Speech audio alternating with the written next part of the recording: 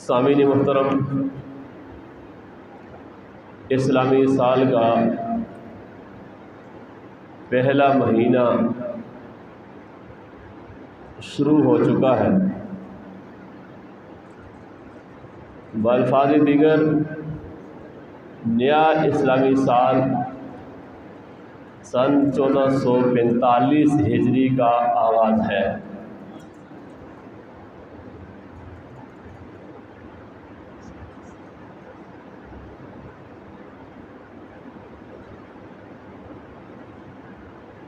اسلامی سال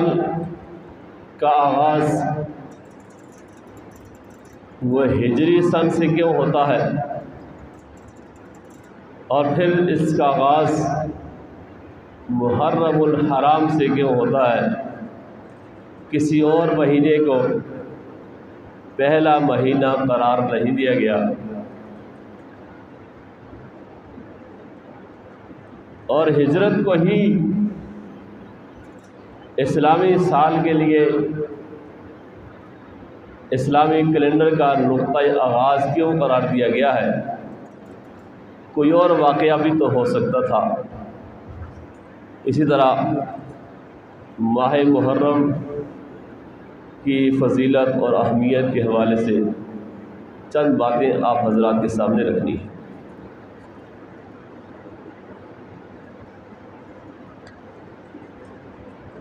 شروع میں مسلمانوں میں تاریخ لکھنے کا رواج نہیں تھا۔ اگر خلیفہ کی طرف سے اپنے گورنرز کو خطوط لکھے جاتے تھے تو وہ اس پر کوئی تاریخ نہیں ہوتی تھی۔ حضور نبی کریم صلی اللہ علیہ وسلم کے زمانے میں بھی یہ رواج نہیں تھا۔ اس کے بعد سیدنا ابوبکر صدیق رضی اللہ تعالیٰ عنہ جب خلیفہ بنے تو اس وقت بھی اس کا رواج نہیں تھا۔ حضرت عمر رضی اللہ تعالیٰ عنہ کے ابتدائی دور میں بھی اس کا رواج نہیں تھا، لیکن اس وقت اسلامی سلطنت وہ بہت دور تک پھیل گئی۔ ایشیا، افریقہ اور مختلف ممالک پر مسلمانوں کا قبضہ ہو گیا، تو حضرت عمر رضی اللہ تعالیٰ عنہ مسلسل اپنے گورنرز کے ساتھ رابطے میں رہتے تھے، ان کو خطوط وغیرہ لکھتے تھے، حال احوال پتہ کرتے تھے، لیکن جب بھی کوئی خط لکھا ہوتا تھا تو اوپر تاریخ نہیں ہوتی تھی۔ تو ایک دفعہ آپ کے گورنر حضرت ابو موسیٰ اشعری رضی اللہ تعالیٰ عنہ نے حضرت عمر رضی اللہ تعالیٰ عنہ کو ایک خط لکھا، فرمایا کہ آپ کے خطوط ہمارے پاس آتے ہیں لیکن اس میں تاریخ نہیں ہوتی،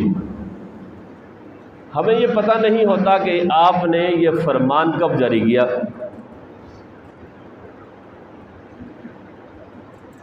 اور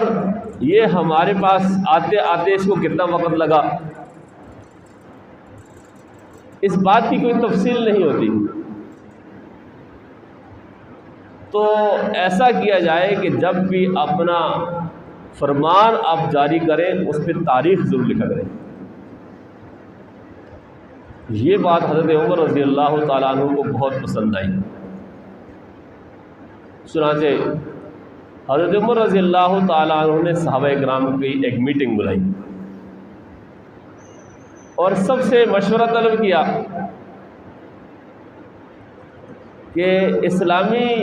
جو ہمارا کیلنڈر ہے اس کا آغاز ہم کب سے کریں، یعنی اب یہ اسلامی کیلنڈر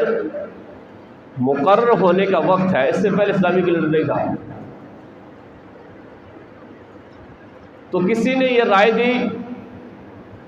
کہ حضور نبی کریم صلی اللہ علیہ وسلم کی ولادت باسعادت سے اسلامی کیلنڈر کا آغاز کیا جائے، اور کسی نے یہ کہا کہ آپ صلی اللہ علیہ وسلم کی نبوت سے جب آپ کو پہلے دن نبوت ملی ہے اس سے اسلامی کیلنڈر کا آغاز کیا جائے۔ اور ایک جماعت نے مشورہ دیا کہ آپ کی وفات سے اسلامی کیلنڈر کا آغاز کیا جائے، اور ایک جماعت نے مشورہ دیا کہ ہجرت سے اسلامی کیلنڈر کا آغاز ہونا چاہیے۔ تو حضرت عمر رضی اللہ تعالیٰ عنہ کو یہ والی بات پسند آئی کہ ہجرت سے آغاز کرنا چاہیے، اس لیے کہ ہجرت ہی وہ دن ہے کہ جہاں سے اسلام کے عروج کا آغاز ہوا ہے، اسلام کی شان و شوکت کا اظہار ہوا ہے۔ جب تک مسلمان مکہ میں تھے تو مسلمان دبے ہوئے تھے، کھل کر نہ تو کسی کو اسلام کی دعوت دے سکتے تھے اور نہ ہی کھل کر نماز وغیرہ کا اہتمام کر سکتے تھے، عبادت بھی نہیں کر سکتے تھے، اتنے مشکل حالات تھے۔ لیکن جو ہی آپ صلی اللہ علیہ وسلم نے اور صحابہ کرام نے مکہ کو چھوڑ کر مدینہ منورہ ہجرت فرمائی، وہیں سے اسلام کے عروج کا آغاز ہوا ہے، اسلام کی شان و شوکت کا اظہار ہوا ہے۔ تو اس لیے آپ صلی اللہ علیہ وسلم کی ہجرت کو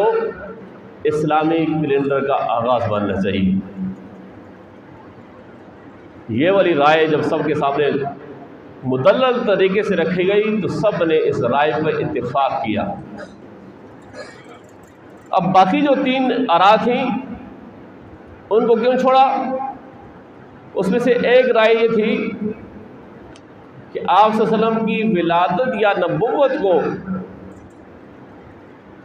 کے دن کو اسلامی کیلنڈر کا آغاز مانا جائے، وہاں سے اسلامی کیلنڈر کو شروع کیا جائے۔ تو چونکہ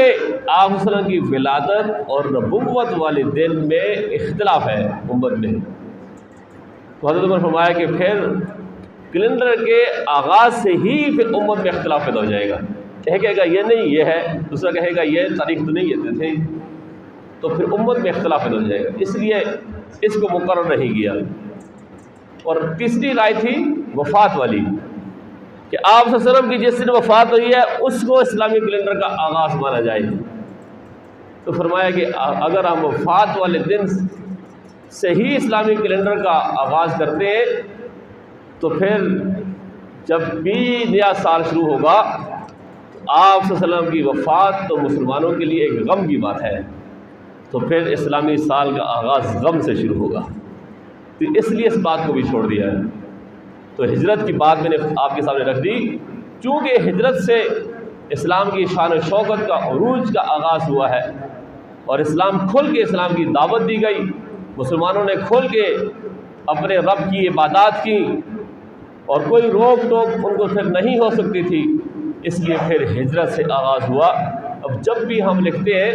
تو ہم پھر اس وقت ہجری ہے لکھتے ہیں یا پھر ہجری لکھتے ہیں۔ عیسائیوں کے ہاں وہ عین لکھتے ہیں یا عیسوی لکھتے ہیں، اور ہم ہجر لکھتے ہیں کہ آپ صلی اللہ علیہ وسلم کی جو ہجرت مبارکہ ہے اس سے اسلامی سال کا آغاز ہوتا ہے، اسلامی کیلنڈر کا آغاز ہوتا ہے۔ اب ایک بات تو طے ہو گئی، دوسری بات پھر یہ کون سے مہینے کو پہلا مہینہ قرار دیا جائے، کس مہینے سے اسلامی کیلنڈر کا اسلامی سال کا آغاز ہونا چاہیے۔ اس سلسلے میں بھی صحابہ کرام کی مختلف آراء سامنے آئی۔ ایک جماعت نے یہ رائے دی کہ رجب کے مہینے سے اسلامی سال کا آغاز ہونا چاہیے، اور ایک نے کہا کہ رمضان المبارک سے اسلامی سال کا آغاز ہونا چاہیے، اور ایک تیسری جماعت نے ربیع الاول کے بارے میں فرمایا کہ ربیع الاول سے ربیع الاول کو اسلامی سال کا پہلا مہینہ قرار دیا جائے، کیونکہ آپ صلی اللہ علیہ وسلم نے ربیع الاول میں ہجرت فرمائی تھی، اور جس نے رمضان کا اس لیے کہ سب سے افضل مہینہ رمضان ہے۔ لیکن حضرت عمر رضی اللہ تعالیٰ عنہ نے اسلامی سال کا آغاز وہ محرم الحرام سے کرنے کے لیے اس کو طے فرمایا کہ اب جب بھی مسلمانوں کا نیا سال شروع ہوگا تو وہ محرم الحرام سے ہوگا، اس لیے کہ اسلام سے پہلے بھی لوگ نئے سال کا آغاز وہ محرم الحرام سے کرتے تھے۔ تقریباً 200 سال سے ایک بات چلی آ رہی تھی، تو اس لیے اسی بات کو برقرار رکھا تاکہ نئی بات نہ ہو جائے اور اختلاف پیدا نہ ہو جائے۔ تو اگر دیکھا جائے مہینے کے انتخاب کے لیے بھی حضرت عمر رضی اللہ تعالیٰ عنہ نے محرم کو اس لیے قرار دیا تاکہ اختلاف پیدا نہ ہو جائے، اور پھر ہجرت کے سال کو اسلامی کیلنڈر کا آغاز اس لیے قرار دیا تاکہ اس میں بھی امت پر نہ غم ہو اور نہ کوئی اختلاف ہو۔ اس لیے اسلامی کیلنڈر کا آغاز ہجری سے کیا گیا اور پہلا مہینہ وہ محرم الحرام کو قرار دیا گیا ہے۔ محرم الحرام یہ اللہ جل شانہ نے جو 12 مہینے پیدا فرمائے ہیں، ان میں سے 4 مہینے حرمت والے ہیں۔ ان 4 مہینوں میں سے ایک مہینہ محرم الحرام ہے۔ سورہ توبہ کی آیت نمبر 36 ہے، اس میں اللہ جل شانہ نے فرمایا کہ ان عدۃ الشہور عند اللہ 12 شہرا فی کتاب اللہ، کہ مہینوں کی تعداد اللہ کے نزدیک وہ اللہ کی کتاب میں 12 ہے۔ تو مہینے 12 ہیں، یوم خلق السماوات والارض، اسی دن سے جب سے اللہ نے آسمان و زمین کو پیدا کیا ہے، اسی وقت سے اس مہینوں کی تعداد 12 ہے۔ اور فرمایا کہ منہا اربعۃ حرم، ان میں سے 4 مہینے وہ حرمت والے، وہ ادب و احترام والے ہیں۔ ذالک الدین القیم، یہی سیدھا اور مضبوط دین ہے۔ فلا تظلموا فیہن انفسکم، لہذا ان مہینوں میں اپنی جانوں پر ظلم نہ کرو۔ اسلام سے پہلے مہینے تو لوگ یہی مانتے تھے، لیکن لوگ یہ کرتے تھے کیونکہ اس وقت لوگ جاہلیت کا زمانہ تھا، تو اکثر لوگوں میں لڑائیاں رہتی تھیں، جنگیں رہتی تھیں۔ ان حرمت والے مہینوں میں قتال کو وہ لوگ بھی لڑائی کو برا سمجھتے تھے۔ اب اگر کسی نے لڑائی کرنی ہوتی تھی تو مہینوں کو آگے پیچھے کر لیتا تھا، جی محرم کا مہینہ اس دفعہ نہیں ہے، اس دفعہ محرم کا مہینہ جی وہ ربیع الاول کے بعد ہوگا، اس دفعہ محرم کا مہینہ رجب کے بعد ہوگا۔ تو آئے دن مہینوں میں گڑبڑ وہ لوگ کرتے تھے، لیکن یہ ہے کہ جب اسلام آیا تو پھر مہینوں کو اپنے مقام پہ رکھا، اور اللہ کے رسول صلی اللہ علیہ وسلم نے اپنی حدیث پاک میں ارشاد فرمایا کہ الزمان قد استدار کہیئتہ یوم خلق اللہ السماوات والارض، فرمایا کہ زمانہ اسی رفتار پر آ گیا ہے جس پر اللہ تعالیٰ نے زمین و آسمان کی تخلیق فرمائی تھی۔ اسی جگہ پر زمانہ مہینے آ گئے، اس سے پہلے لوگ گڑبڑ کرتے تھے، لیکن پھر گڑبڑ ختم ہو گئی۔ فرمایا کہ السنۃ 12 شہر، سال 12 مہینوں کا ہے، منہا اربعۃ حرم، ان میں سے 4 مہینے وہ حرمت والے ہیں، ثلاثۃ متوالیات، 3 مہینے تو مسلسل ہیں،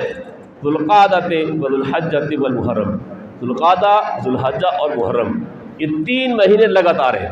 بیچ میں اور کوئی مہینہ نہیں ہے۔ والرجب مغرہ الذی بین جمادی و شعبان،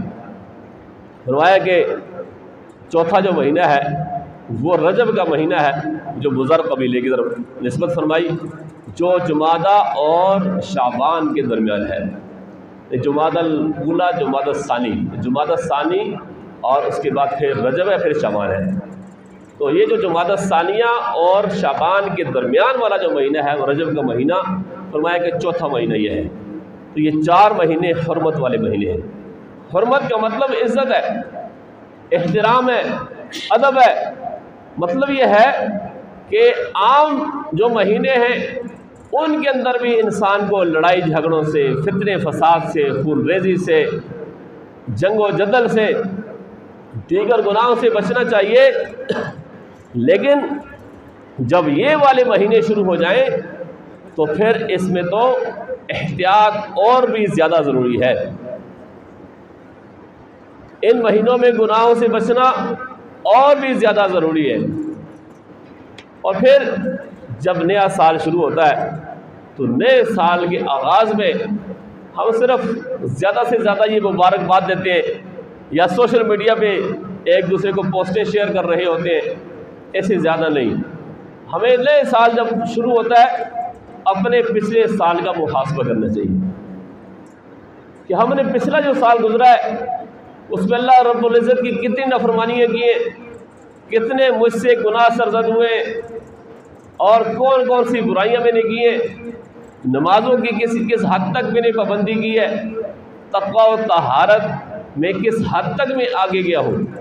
ان ساری چیزوں کا حساب کتاب کر کے تو پھر آدمی کو نئے سال کا آغاز کرنا چاہیے، اور نئے سال کے شروع میں نیا عزم لے کے کہ اس سال میں اللہ رب العزت کی نافرمانی نہیں کروں گا، گناہوں سے مکمل طور پہ اجتناب کروں گا، کسی کے حقوق نہیں ماروں گا اور کسی کے ساتھ کوئی زیادتی نہیں کروں گا، کسی بھی برائی میں مبتلا نہیں ہوں گا۔ یہ ساری چیزیں لے کر آدمی کو پھر نئے سال کا آغاز کرنا چاہیے اور اچھی امید کے ساتھ اس کا آغاز کرنا چاہیے۔ تو ان مہینوں کو جب اللہ جل شانہ نے ذکر فرمایا تو آخر میں فرمایا کہ فَلَا تَظْلِمُوا فِيهِنَّ أَنفُسَكُمْ، ان مہینوں میں اپنی جانوں پر ظلم نہ کرو، گناہ کر کے، رب کی نافرمانیاں کر کے، اللہ کے رسول صلی اللہ علیہ وسلم کی سنتوں کی خلاف ورزی کر کے، بدعات اور رسومات میں مبتلا ہو کر، یہ سب ظلم ہے۔ فرمایا کہ اس میں اپنے اوپر ظلم نہ کرو۔ لیکن ہمارے ہاں بہت عجیب ایک ماحول بن گیا ہے، جب بھی محرم الحرام کا مہینہ آتا ہے تو بس غم، سوگ اور عجیب عجیب قسم کی رسومات وہ ہمارے معاشرے میں، اور پھر کالا لباس پہننا اور بس ایک عجیب سی کیفیت بنا لینا، اور پھر یہ ہے کہ لوگ کاروبار سے بھی پیچھے ہٹ جاتے ہیں، بہت ساری باتیں لوگوں میں مشہور ہو گئی، اور پھر یہ ہے کہ مارنا پیٹنا، یہ باتیں شروع ہو گئی۔ یاد رکھیے یہ اسلام کا درس کہیں بھی نہیں ہے۔ اللہ کے رسول صلی اللہ علیہ وسلم کی ایک حدیث ہے، فرمایا کہ لیس منا من غرب الخدود وشق الجیوب ودعا بدعوى الجاہلیہ، فرمایا کہ جو شخص غم کی وجہ سے وہ اس کا کوئی ذاتی عزیز مر گیا ہو، اس پر غم کرتے ہوئے، یا حضرت حسین رضی اللہ تعالیٰ عنہ کی المناک شہادت کی وجہ سے، جس طرح بھی کوئی غم ہو، غم کے موقع پر جو آدمی اپنے چہرے پر کو مارے، رخساروں کو پیٹے اور اپنے کپڑے پھاڑے، گریبان چاک کرے اور زمانہ جاہلیت کی طرح بین کرے، روئے اونچی اونچی آواز سے جیسے بعض اوقات عورتیں کرتی ہیں، فرمایا کہ جو شخص بھی ایسا کام کرتا ہے فرمایا کہ لیس منا، وہ میری امت کا حصہ نہیں ہے، وہ ہم میں سے نہیں ہے۔ تو ہمیں سوچنا چاہیے کہ ہم جتنے یہ کام کر رہے ہوتے ہیں، کیا اللہ کے رسول صلی اللہ علیہ وسلم کی ایسی تعلیمات ہیں، اور کیا صحابہ کرام سے ایسی کوئی بات ہے؟ ہرگز بھی نہیں ہے۔ جو کام کرنے کے ہیں وہ تو ہم کرتے نہیں ہیں۔ کرنے کے کام کیا ہے؟ کرنے کے کام یہ ہے کہ اس مہینے میں روزے رکھیں، خاص کر جو عاشورہ کا دن ہے اس کے روزے کے بڑے فضائل ہیں۔ حدیث پاک میں آتا ہے، حضرت ابو ہریرہ رضی اللہ تعالیٰ عنہ کی ایک حدیث ہے، فرمایا اللہ کے رسول صلی اللہ علیہ وسلم نے کہ افضل الصیام بعد رمضان شہر اللہ المحرم، فرمایا کہ رمضان کے بعد افضل ترین روزہ وہ اللہ کے مہینے محرم الحرام کا روزہ ہے۔ اس مہینے کو اللہ کا مہینہ قرار دیا ہے، شہر اللہ المحرم، اللہ کا مہینہ جو محرم الحرام ہے۔ فرمایا کہ رمضان کے بعد سب سے افضل ترین جو روزے ہیں وہ اس محرم الحرام کے روزے ہیں۔ اور اسی طرح صحیح مسلم کی ایک اور روایت میں ہے کہ حضور نبی کریم صلی اللہ علیہ وسلم سے پوچھا گیا کہ ای الصلاۃ افضل بعد المکتوبہ، فرض نمازوں کے بعد سب سے افضل نماز کون سی ہے؟ وہ ای الصیام افضل بعد شہر رمضان، رمضان المبارک کے بعد سب سے افضل روزے کون سے ہیں؟ تو سب سے افضل نماز فرض نماز کے بعد کون سی ہے؟ اور رمضان المبارک کے بعد سب سے افضل روزے کون سے ہیں؟ تو حضور نے فرمایا افضل الصلاۃ بعد الصلاۃ المکتوبۃ الصلاۃ فی جوف اللیل۔ فرمایا کہ فرض نمازوں کے بعد سب سے افضل نماز، سب سے زیادہ اجر و ثواب والی نماز، فرمایا کہ وہ رات کے اندھیرے میں آدھی رات میں نماز پڑھنا ہے، یعنی تہجد کی نماز ہے۔ وہ افضل الصیام بعد شہر رمضان صیام شہر اللہ المحرم۔ فرمایا کہ رمضان المبارک کے بعد سب سے افضل روزے وہ اللہ کے مہینے رمضان المبارک کے روزے ہیں۔ تو جو کرنے کا کام ہے وہ تو یہ ہے کہ تہجد کی نماز پڑھی جائے جو اللہ کے ہاں سب سے افضل ہے، اور اس مہینے میں روزے رکھے جائیں جو رمضان المبارک کے بعد اجر و ثواب کے اعتبار سے سب سے افضل روزے ہیں۔ اسی طرح حضرت علی رضی اللہ تعالیٰ عنہ کی ایک حدیث ہے، فرماتے ہیں کہ اللہ کے رسول صلی اللہ علیہ وسلم سے ایک آدمی نے پوچھا کہ یا رسول اللہ اخبرنی بشہر اصومہ بعد رمضان، کہ اللہ کے رسول رمضان کے علاوہ اگر میں کسی مہینے میں روزے رکھوں تو فرمایا کہ مجھے اس کے بارے میں آپ بتائیے۔ تو حضور نے فرمایا ان کنت صائما شہرا بعد رمضان فصم المحرم فانہ شہر اللہ، اگر تو رمضان کے علاوہ کسی اور مہینے میں روزے رکھنا چاہتا ہے تو محرم کے مہینے میں روزے رکھا کر، اس لیے کہ یہ اللہ تعالیٰ کا مہینہ ہے، شہر اللہ کا، یہ اللہ کا مہینہ ہے۔ تو رمضان المبارک کے بعد سب سے افضل جو روزے ہیں وہ اجر و ثواب کے اعتبار سے وہ محرم الحرام کے روزے ہیں۔ اسی طرح پھر محرم کے اندر بھی جو عاشورہ کا روزہ ہے، 10 محرم الحرام کا روزہ ہے، اس کے فضائل مستقل طور پہ وارد ہیں۔ حضرت عبداللہ بن عباس رضی اللہ تعالیٰ عنہ فرماتے ہیں کہ نبی کریم صلی اللہ علیہ وسلم جب مدینہ طیبہ تشریف لائے تو یہود کو عاشورہ کا روزہ رکھتے ہوئے پایا کہ مدینہ میں یہودی وہ عاشورہ کا 10 محرم کا روزہ رکھا کرتے تھے۔ تو حضور نے پوچھا ان سے کہ ما ھذا اليوم الذی تصومونہ، تو یہ کون سا دن ہے کہ جس کو تم روزہ رکھتے ہو، یعنی صرف روزہ کیوں رکھتے ہو؟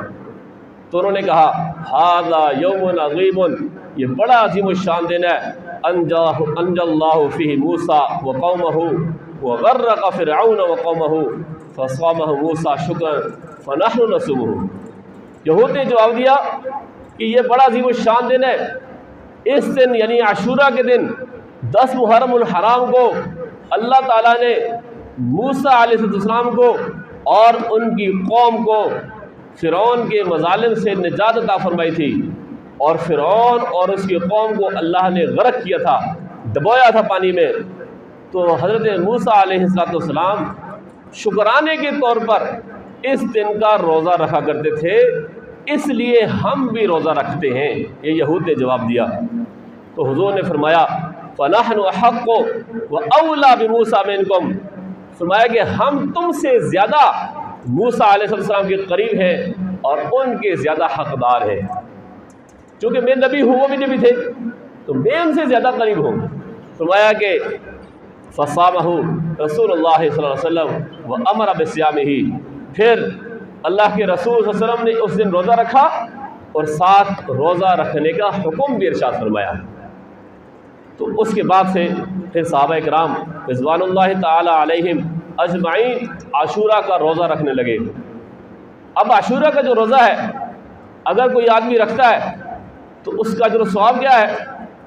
تو حضرت ابو قتادہ انصاری کی روایت میں ہے کہ سئلہ عن صوم یوم عاشورہ، حضور نبی کریم صلی اللہ علیہ وسلم سے یوم عاشورہ کے روزے کی اجر و ثواب کے بارے میں پوچھا گیا، اس کا کیا ثواب ہے؟ تو حضور نے فرمایا کہ یکفر السنۃ الماضیہ، کہ پچھلے 1 سال کے گناہوں کو مٹا دیتا ہے۔ یعنی کوئی آدمی اگر وہ عاشورہ کا روزہ رکھتا ہے تو پچھلے سال جتنے اس سے گناہ ہوئے تھے صغیرہ گناہ، اللہ تعالیٰ اس روزے کی برکت سے اس کے گناہوں کو معاف کر دیتے ہیں۔ تو اس لیے عاشورہ کا روزہ رکھنا چاہیے۔ لیکن آپ صلی اللہ علیہ وسلم کو جب یہ بتایا گیا کہ یہود روزہ رکھتے ہیں، تو چونکہ دین اسلام نے امت مسلمہ کو ہر موڑ پر ہر موقع پر ایک الگ سے تشخص دیا ہے، ایک ممتاز حیثیت دی ہے کہ ہمارا لباس، ہمارا کردار، ہماری عبادت، ہر چیز وہ یہود و نصارہ سے، وہ مشرکین سے، وہ کفار سے الگ ہونی چاہیے۔ تو اس لیے صحابہ کرام نے جب بعض نے عرض کیا کہ یا رسول اللہ انہ یوم تعظمہ الیہود والنصارہ، کہ اللہ کے رسول اس دن کی یہود و نصارہ بڑی تعظیم کرتے ہیں، تو پھر حضور نے فرمایا، وہ جو روزہ رکھتے تھے، حضور نے فرمایا کہ فَإِذَا كَانَ الْعَامِ الْمُقْبِلُ إِنْ شَاءَ اللَّهُ صُمْنَا الْيَوْمَ التَّاسِعَ، فرمایا کہ جب اگلا سال آئے گا تو ہم 9 محرم کا روزہ بھی رکھیں گے۔ ہم پھر 9 محرم کا، اس لیے کہ وہ 10 کا رکھتے ہیں تو ہم 9 کا بھی رکھیں گے۔ لیکن فلم یات العام المقبل، آئندہ سال نہیں آیا، حتیٰ توفی رسول اللہ صلی اللہ علیہ وسلم، یہاں تک کہ اللہ کے رسول صلی اللہ علیہ وسلم کی وفات ہو گئی، یعنی آپ صلی اللہ علیہ وسلم کو پھر یہ موقع نہیں ملا، تو اس لیے آپ یہ روزہ نہیں رکھ سکے۔ اسی حدیث کی بنا پر، آپ صلی اللہ علیہ وسلم کے اس ارشاد کی بنیاد پر اور آپ کی اس تمنا کی بنیاد پر کہ آئندہ سال 9 کا بھی رکھیں گے، تو پھر علماء نے یہ طے کیا کہ اب مسلمانوں کو 2 روزے رکھنے چاہیے، 9 اور 10 کا، یا 10 اور 11 کا، تاکہ یہود کے روزے کے ساتھ ہمارا روزہ مل نہ جائے، ان کی مشابہت نہ ہو جائے۔ حضور نے ان کی مشابہت سے بچنے کے لیے یہ والی بات ارشاد فرمائی تھی کہ آئندہ سال 9 کا بھی رکھیں گے۔ تو اب اس کی 3 صورتیں ہیں جو سب سے بہتر ہیں، وہ ایک تو یہ ہے کہ آدمی 9، 10 اور 11 کا روزہ رکھے، اور دوسری صورت یہ ہے کہ آدمی پھر 9 اور 10 کا رکھے، اور اگر کوئی آدمی اتنا کمزور ہے کہ وہ نہیں رکھ سکتا تو پھر کم از کم یہ ہے کہ وہ 10 محرم کا روزہ تو رکھے، عاشورہ کا، یہ سب سے کم درجہ ہے ثواب میں۔ تو اس لیے میرے بھائیوں، یہ کام ہے ہم نے کرنے، اس مہینے میں روزے رکھیں، عبادت کریں، دیگر گناہوں سے بچنے کی ضرورت ہے، اور ساتھ ساتھ یہ ہے کہ اپنے گھر والوں کو جا کے بتائیں کہ گھر والے بھی اس پر آماد ہو جائیں۔ اور آخری بات یہ ہے کہ اللہ کے رسول صلی اللہ علیہ وسلم نے یہود کے سے پوچھ کر جب پتہ چلا کہ حضرت موسیٰ علیہ السلام کی سنت زندہ کر رہے ہیں، شکرانے کے طور پر روزہ رکھ رہے ہیں، آپ صلی اللہ علیہ وسلم نے بھی روزہ رکھا، روزہ رکھنے کا حکم ارشاد فرمایا، لیکن یہود کی مشابہت سے بچنے کے لیے یہ خواہش کا اظہار کیا کہ آئندہ سال 9 تاریخ کا روزہ بھی رکھوں گا۔ تو میرے بھائیوں، ایک عبادت کے اندر بھی ہمارے پیارے آقا حضور نبی کریم صلی اللہ علیہ وسلم کو یہ بات پسند نہیں ہے کہ میری امت کی عبادت دوسرے کسی امت کی عبادت کے ساتھ مل جائے، میری امت کی عبادت کسی اور قوم کے ساتھ مل جائے، ان کی عبادت ایک جیسی ہو جائے، یہ بھی پسند نہیں ہے۔ عبادت کے اندر بھی الگ حیثیت دی ہے، اس کو ممتاز کیا ہے۔ تو پھر ہمیں سوچنا چاہیے کہ ہم جو باقی زندگی گزارتے ہیں 24 گھنٹے میں، صبح سے لے کر رات تک، رات سے لے کر صبح تک، یہ ہم جو زندگی گزارتے ہیں، اس میں ہم کفار کی، فساق فجار کی، مشرکین کی، یہود و نصارہ کی کتنی مشابہت اختیار کرتے ہیں۔ حضور کو تو یہ پسند نہیں کہ عبادت ہو، پھر ہمارا لباس، ہمارا جو چال ڈھال ہے، ہمارا جو رہن سہن ہے، ہمارے جو شادی بیاہ ہے، ہمارے جو ماتم ہے، یا ہماری جو زندگی ہے، ہمارے جو کاروبار ہے، باقی چیزیں، وہ ہماری اللہ کے رسول صلی اللہ علیہ وسلم کی خواہش کے مطابق ہے، اللہ کے رسول صلی اللہ علیہ وسلم کی سنت کے مطابق ہے، یا کفار کے طور طریقوں پر ہے۔ یہ ہمیں سوچنا چاہیے اور اس بات سے بچنا چاہیے۔ اللہ تعالیٰ ہمیں سمجھ کر عمل کرنے کی توفیق نصیب فرمائے۔ وآخر دعوانا الحمدللہ رب العالمین۔